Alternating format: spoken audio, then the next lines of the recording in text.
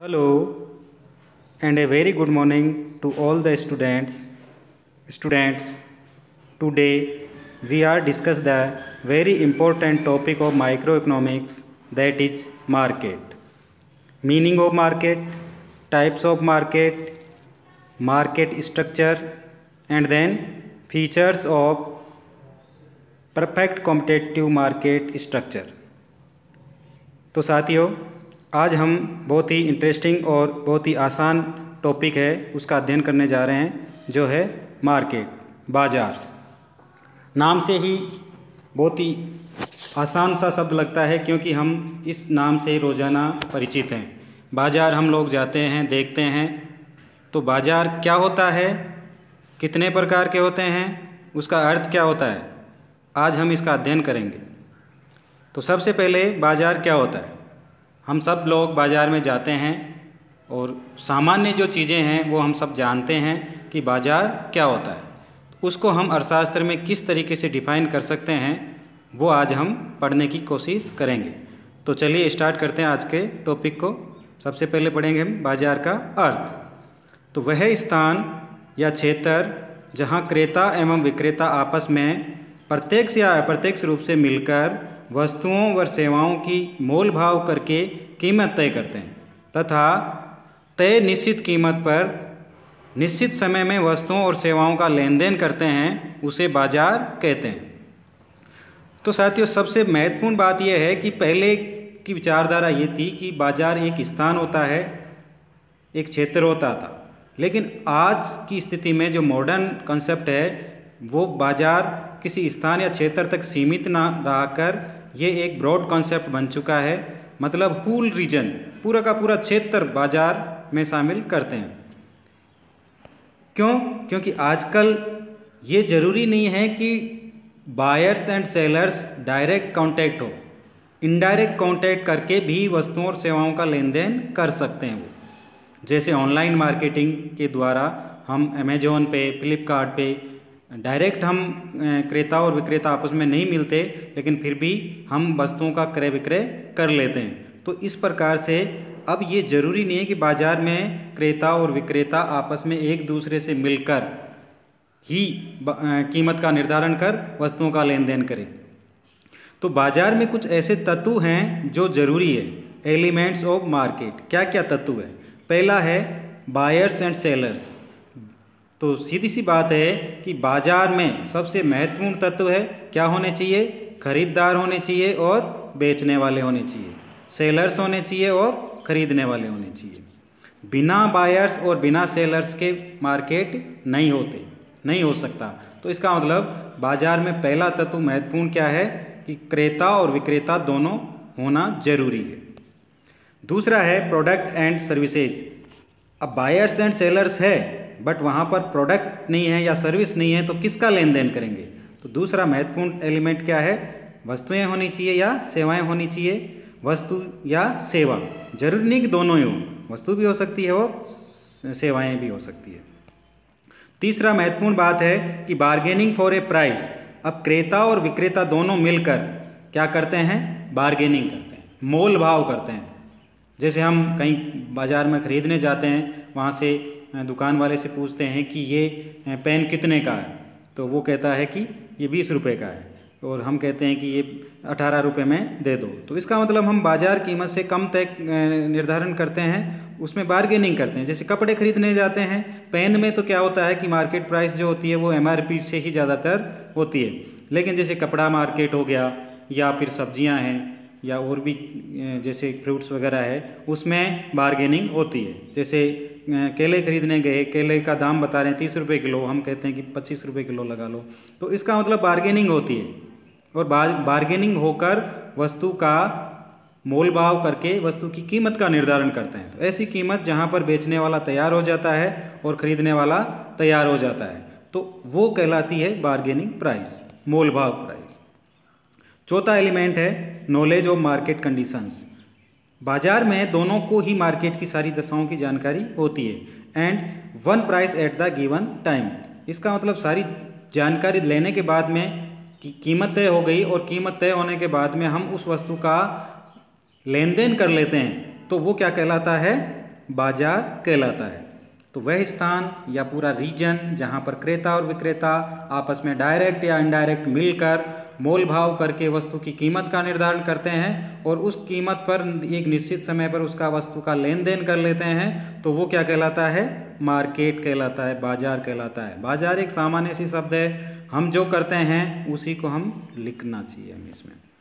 Exchange of goods and services, वस्तुओं और सेवाओं का लेन देन करते हैं। किन के द्वारा? सेलर्स एंड बायर्स के द्वारा।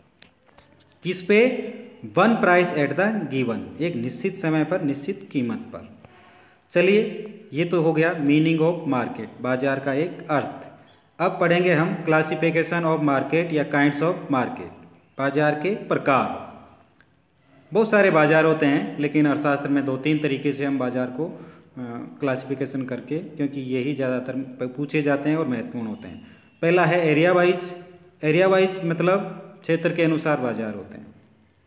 पहला एरिया वाइज में भी पहला है लोकल मार्केट, मतलब स्थानीय बाजार। स्थानीय बाजार वह बाजार होता है जहाँ पर स्थानीय क्रेता होता है, स्थानीय विक्रेता होता है और प्रोडक्ट भी क्या होती है? स्थानीय ही होती है। उसी जगह की, जैसे किसी गांव में कोई वस्तु, जैसे किसी आम का उत्पादन हो रहा है, आम का उत्पादन हो रहा है, तो आम को बेचने वाले भी वहीं हैं, खरीदने वाले भी वहीं के हैं और वस्तु भी वहीं उत्पादन हो रही है, तो वो क्या कहलाती है? स्थानीय बाजार। जैसे दूध है, सब्जियां हैं, ये सारी जो नाशवान वस्तुएं होती है जिनका कहीं दूसरी जगह या बहुत दिनों तक नहीं रख सकते और दूसरी जगह इसका एक्सपोर्ट इंपोर्ट नहीं कर सकते, तो उन वस्तुओं को वहीं आसपास के क्षेत्र में बेच देते हैं, लोकल गांव में या कस्बे में बेचते हैं, तो उस बाजार को क्या कहते हैं? लोकल मार्केट या स्थानीय बाजार कहते हैं। जैसे दूध हो गया, सब्जियां हो गई, फल हो गए, ये। दूसरा है रीजनल मार्केट। रीजनल का मतलब प्रांतीय बाजार या क्षेत्रीय बाजार। ये किसी प्रदेश की किसी बड़े क्षेत्र का बाजार होता है, इस स्थानीय से थोड़ा बड़ा होता है, और ये जैसे किसी जगह की प्रसिद्ध वस्तुएं होती हैं, तो उस प्रसिद्ध वस्तुओं के कारण वो पहचान रहती है और उसका लेन देन किया जाता है। दूसरी जगह भी, आसपास के दूसरे ज़िलों में भी मान लो, दूसरे स्टेट में भी मान लो, तो ये प्रादेशिक तौर पे इनकी पहचान होती है वस्तुओं की, और इन वस्तुओं के बाजार को क्या कहेंगे? रीजनल मार्केट या प्रांतीय क्षेत्रीय बाजार। अगला है नेशनल मार्केट, राष्ट्रीय बाजार। राष्ट्रीय बाजार में ऐसी वस्तुओं का उत्पादन और क्रय विक्रय किया जाता है जो नेशनल लेवल पे जिनकी पहचान होती है, जिनको खरीदते हैं, बेचते हैं, एक देश द्वारा दूसरे देश में उनको क्रय विक्रय किया जाता है, तो वो कहलाता है नेशनल बाजार, राष्ट्रीय बाजार। International market. इंटरनेशनल मार्केट तो पूरे विश्व में जो बाजार होता है कि जिन वस्तुओं का लेन देन पूरे वर्ल्ड में किया जाता है, जैसे सोना चांदी है, जो ऐसी वस्तुएं हैं, ऐसे धातुएं हैं जिनको सब जगह क्रय विक्रय किया जाता है और जिसमें कोई से भी देश, किसी भी देश का क्रेता और विक्रेता हो सकता है, तो वो मार्केट कहलाता है इंटरनेशनल मार्केट। ये 4 तरीके के बाजार होते हैं area wise. Next type of time element. अगला जो बाजार का प्रकार है उसमें समय तत्व को महत्वपूर्ण माना है मार्शल ने। अर्थशास्त्री जो मार्शल थे वो बाजार के वर्गीकरण में और वस्तु की कीमत के निर्धारण में टाइम एलिमेंट को बहुत ही ज़्यादा महत्व माना है। तो टाइम एलिमेंट के आधार पर भी बाजारों को 4 तरीके से वर्गीकृत किया जा सकता है। कौन कौन से? पहला है वेरी शॉर्ट पीरियड मार्केट, अति अल्पकालीन बाजार। अति अल्पकालीन बाजार वह बाजार कहलाता है जिसमें केवल मांग के द्वारा कीमत का निर्धारण किया जाता है। केवल मांग के द्वारा कीमत का निर्धारण होता है। यहाँ पर पूर्ति स्थिर रहती है क्योंकि इतना समय कम रहता है कि पूर्ति को बढ़ाया नहीं जा सकता।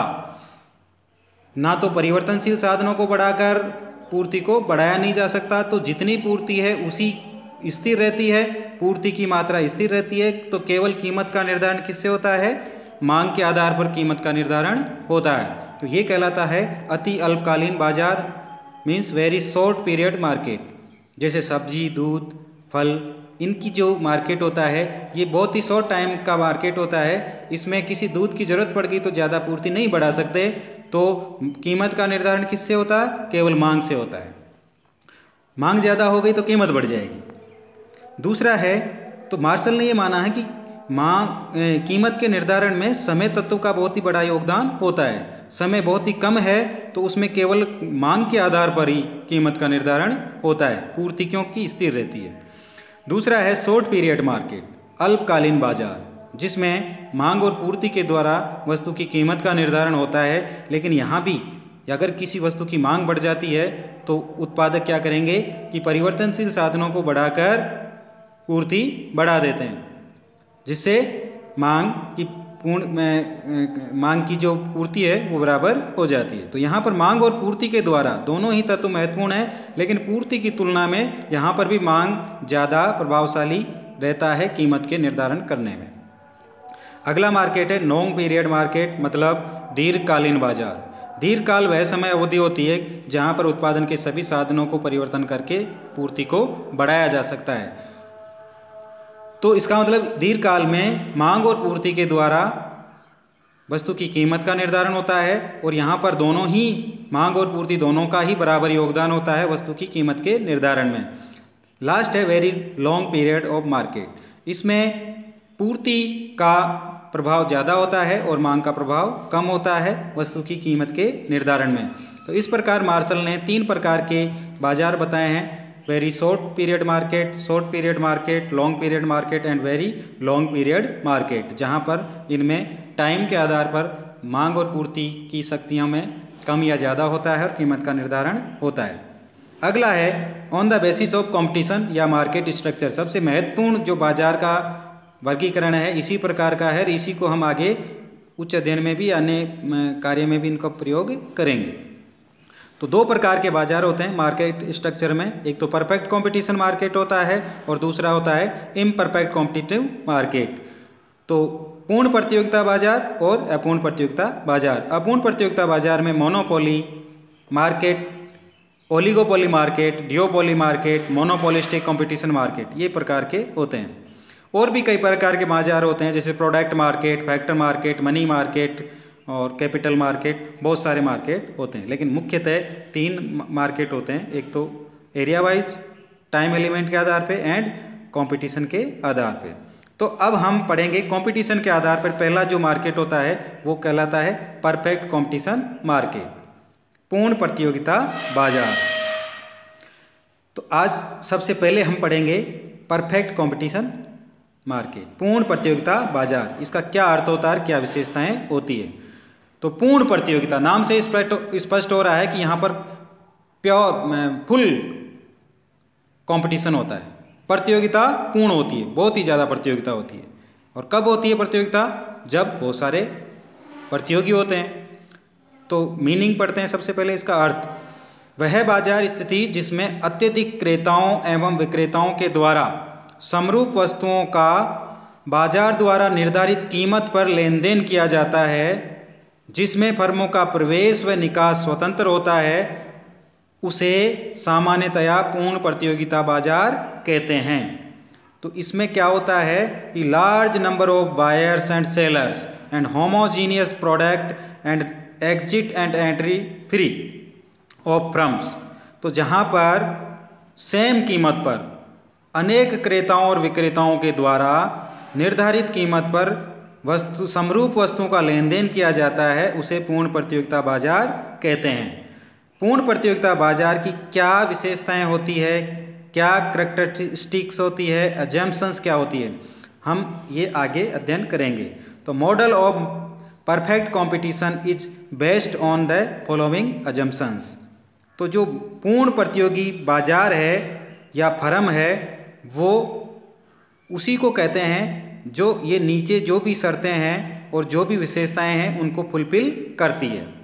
तो पहली है पूर्ण प्रतियोगिता बाजार की पहली विशेषता या पहली मान्यता, वो क्या है कि very large number of buyers and sellers. पूर्ण प्रतियोगिता बाजार में क्रेताओं और विक्रेताओं की संख्या बहुत ही अधिक होती है। इस स्थिति में क्रेता और फर्म विक्रेता बाजार मांग व पूर्ति को प्रभावित नहीं कर सकते। तो एक क्रेता और विक्रेता या फर्म इतनी छोटे स्तर के होते हैं यहाँ पर, इतने छोटे स्तर के का मतलब यह है कि इनकी मांग और पूर्ति बाजार में इतनी कम होती है कि ये बाजार मांग और पूर्ति को प्रभावित नहीं कर सकते, क्योंकि बाजार मांग व पूर्ति को में इनका नाम मात्र का हिस्सा होता है, अतः ये कीमत को भी प्रभावित नहीं कर सकते। जब मांग और पूर्ति को प्रभावित नहीं कर सकते हैं तो कीमत को भी प्रभावित नहीं कर सकते। तो कीमत का निर्धारण कहाँ होता है? कीमत का निर्धारण पूर्ण प्रतियोगिता बाजार में उद्योग में होता है। उद्योग क्या होता है कि समरूप वस्तुओं का उत्पादन करने वाली फर्मों के समूह को उद्योग कहते हैं। तो पूर्ण प्रतियोगिता बाजार में कीमत का निर्धारण बाजार मांग और पूर्ति के द्वारा कहाँ पर होता है? उद्योग में होता है। और जो उद्योग द्वारा निर्धारित कीमत है उसको परिवर्तन एक क्रेता और विक्रेता नहीं कर सकते, क्योंकि उनकी इतनी छोटी मात्रा की मांग और पूर्ति होती है कि वो बाजार मांग और पूर्ति को प्रभावित नहीं कर सकते, और इसको प्रभावित नहीं कर सकते तो वो कीमत भी प्रभावित नहीं कर सकते। अतः फर्में उद्योग में निर्धारित कीमत पर ही अपनी वस्तुओं को बाजार में बेचती है, इसलिए पूर्ण प्रतियोगी फर्म को कीमत स्वीकारक फर्म कहते हैं, प्राइस टेकर फर्म कहते हैं। तथा क्रेता भी बाजार कीमत को प्रभावित नहीं कर सकते, क्योंकि वो इतनी सी मांग करते हैं तो बाजार मांग को प्रभावित नहीं कर सकते, तो बाजार कीमत को भी प्रभावित नहीं कर सकते हैं। इसलिए क्रेता को भी कीमत स्वीकारक ही कहते हैं। कीमत स्वीकारक कंज्यूमर या price taker consumer and price taker firm दोनों ही, क्रेता और विक्रेता दोनों ही कीमत स्वीकारक होते हैं। दूसरी जो विशेषता है वो है होमोजीनियस प्रोडक्ट, समरूप वस्तुएं। तो पूर्ण प्रतियोगिता बाजार में सभी फर्मों के द्वारा जो वस्तुओं का उत्पादन किया जाता है वो सारी वस्तुएं समरूप वस्तुएं होती है, और उन समरूप वस्तुओं का ही उत्पादन करके क्रय विक्रय किया जाता है। समरूप वस्तुएं वे वस्तुएं होती है जो रंग, गुण, आकार, पैकिंग मतलब कलर, क्वालिटी, साइज, पैकिंग आदि की दृष्टि से समान होती है। अब इस आदि की दृष्टि से ये रंग, कलर, गुण, क्वालिटी, पैकिंग इनके दृष्टि से ये समान रहती है, तो इनकी कीमत भी समान रहती है। इसलिए कोई भी विक्रेता या कोई भी फर्म वस्तु की कीमत को बढ़ा नहीं सकती। क्यों?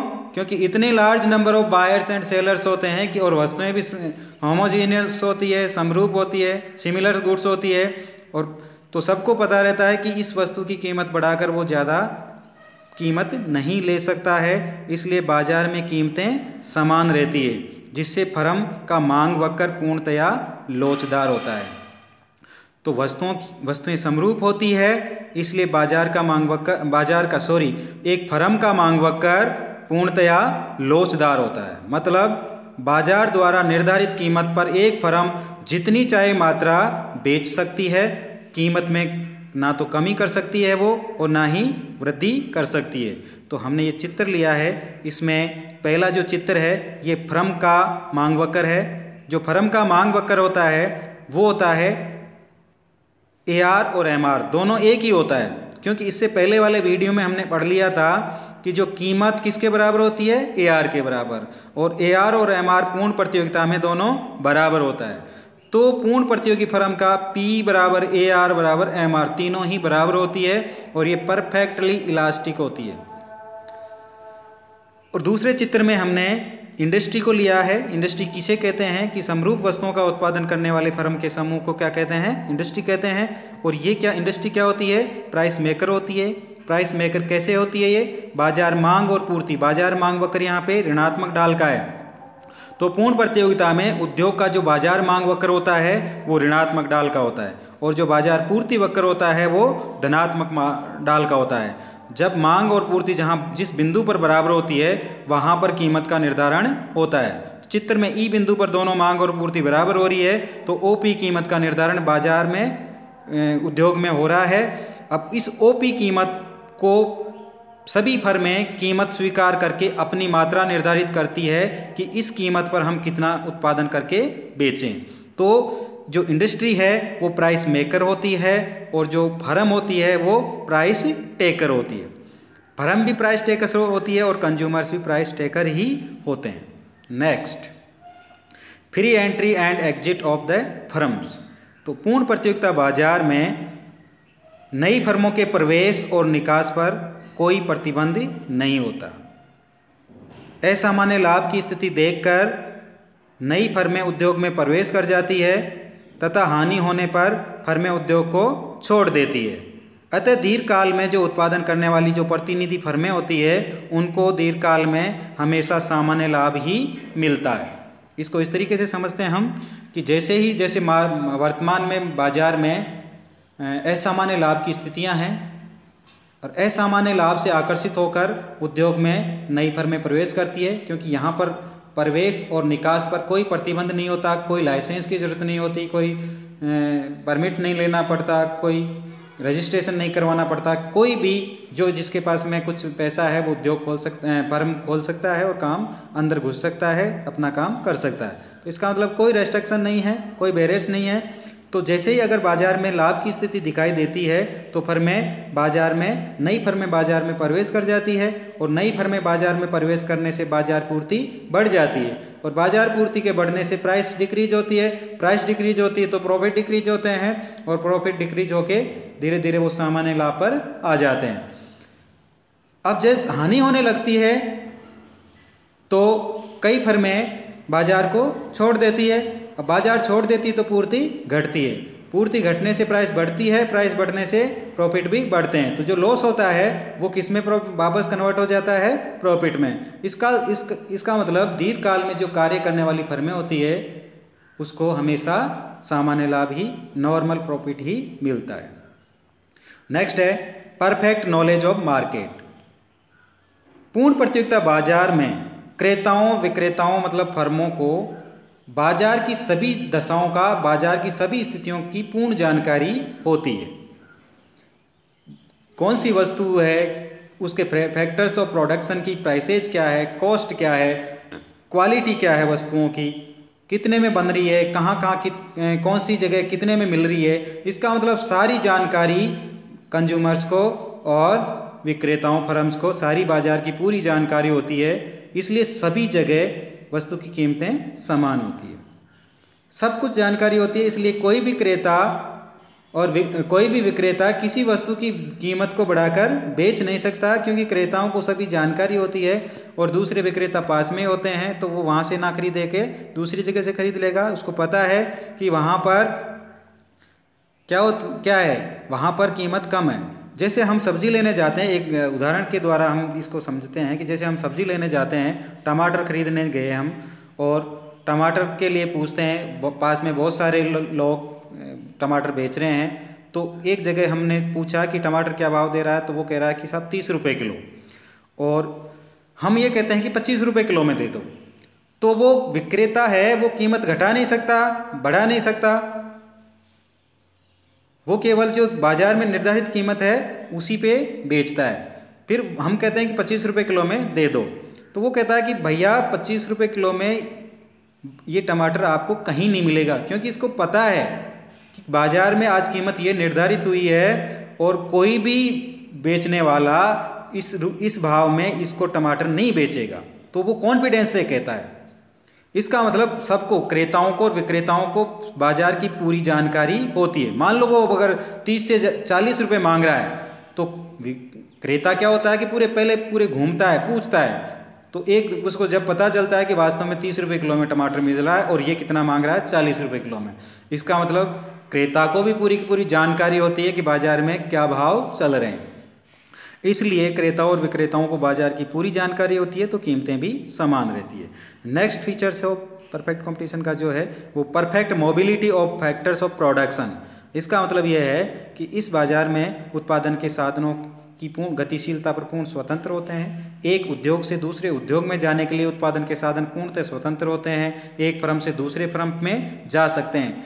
अब ये सभी पूर्णतया गतिशील होते हैं, पूर्णतया जाने में स्वतंत्र होते हैं। इसलिए पूर्ण प्रतियोगिता में साधनों की कीमतें भी सभी जगह समान होती है। साधनों की कीमतें समान होती है इसलिए कॉस्ट भी समान होती है सभी फर्मों की, और कॉस्ट समान होती है तो कीमतें भी समान ही होती है। सेकंड लास्ट है absence of transport cost and selling cost. तो पूर्ण प्रतियोगिता बाजार में परिवहन लागतों को शून्य माना जाता है कि परिवहन लागतों का अभाव पाया जाता है कि इसमें पूर्ण प्रतियोगिता बाजार में किसी प्रकार की परिवहन लागतें नहीं पाई जाती, क्योंकि यहाँ पर जो इंडस्ट्री है वो ही उस कीमत में ही ट्रांसपोर्टेशन कॉस्ट को इंक्लूड कर देती है, या उसको बाजार को ऐसे बाजार में परिवहन लागतों का अभाव पाया जाता है, क्योंकि ये ज़्यादातर लोकल, जैसे हम मंडी की बात करें तो वहाँ पर मंडी में बेचने वाले जो सब्जियाँ बेचने वाली हैं वो खुद ही अपनी वस्तुओं को लाकर बेच लेती है, तो यहाँ ट्रांसपोर्टेशन कॉस्ट किसी प्रकार की नहीं पाई जाती। दूसरी है कि यहाँ पर किसी प्रकार की सेलिंग कॉस्ट, विक्रय लागतें या विपणन लागतें भी या विज्ञापन लागतें भी नहीं पाई जाती। क्यों? क्योंकि बाजार को पूरी जानकारी है, क्रेताओं और विक्रेताओं को बाजार की पूरी जानकारी है। जब पूरी जानकारी है तो सेलिंग कॉस्ट की या एडवर्टाइजिंग करने की ज़रूरत ही नहीं है। सबको पता है कि ये वस्तु में क्या क्वालिटी है, इसकी क्या प्राइस होनी चाहिए, तो इसका मतलब एब्सेंस ऑफ सेलिंग कॉस्ट। कभी भी नहीं देखा होगा कि टमाटर का विज्ञापन, किसी मंडी में टमाटर का विज्ञापन किसी कोई सेलिब्रिटी कर रहा होगा। अगला है, नेक्स्ट है प्रॉफिट मैक्सिमाइजेशन। इसमें पूर्ण प्रतियोगी फर्मों को, सभी फर्मों का उद्देश्य केवल लाभ अधिकतम करना होता है, इसके अलावा और कोई उद्देश्य नहीं होता। No other goals are. यहाँ पर केवल एक उद्देश्य होता है कि वो अपनी दी हुई कीमत पर कितना उत्पादन करके बेचे कि उसका लाभ अधिकतम हो, तो इसका लाभ अधिकतम कम उद्देश्य होता है। नेक्स्ट है नो गवर्नमेंट रेगुलेशंस। पूर्ण प्रतियोगिता बाजार में किसी प्रकार का सरकारी हस्तक्षेप नहीं होता कीमतों में, जैसे कोई सब्सिडी दे रही है, राशनिंग कर रही है, तो ये सारी चीज़ें पूर्ण प्रतियोगिता बाजार में नहीं पाई जाती। कीमतों का निर्धारण बाजार मांग और पूर्ति के द्वारा उद्योग में होता है। गवर्नमेंट के द्वारा यहाँ पर no subsidy, no tariff, no quota, किसी प्रकार की राशनिंग नहीं की जाती है। तो ये जो उक्त सारी फीचर्स हैं वो जिस बाजार में पाई जाती है उसे क्या कहते हैं? पूर्ण प्रतियोगिता बाजार या पूर्ण प्रतियोगी फर्म कहते हैं, या उसको क्या कहते हैं हम? कीमत स्वीकारक, प्राइस टेकर फर्म कहते हैं। कौन कौन सी विशेषताएं दोबारा रिवाइज कर लेते हैं। पहली, a very large number of buyers and sellers. Second है होमोजेनियस प्रोडक्ट्स, और तीसरी है free entry and exit of the firms. चौथी है perfect knowledge of market, then perfect mobility of factors of production, then absence of transportation cost and selling cost, then profit maximization of the firms and no government regulations।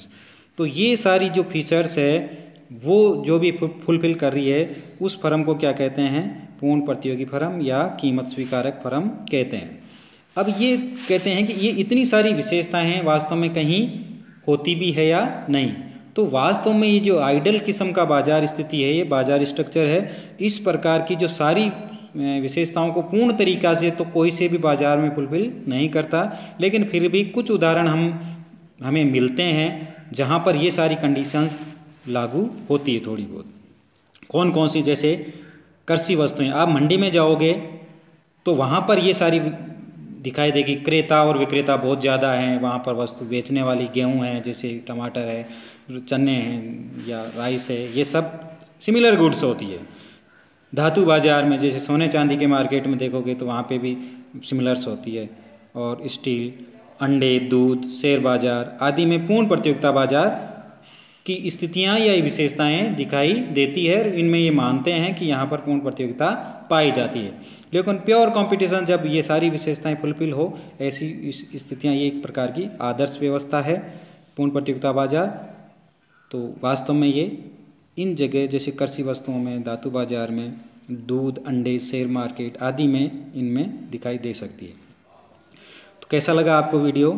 अच्छा लगे तो like, comment और share करें, और subscribe भी करें, और हंसते रहिए, मुस्कुराते रहिए, मन लगाकर पढ़ते रहिए। Thank you to all.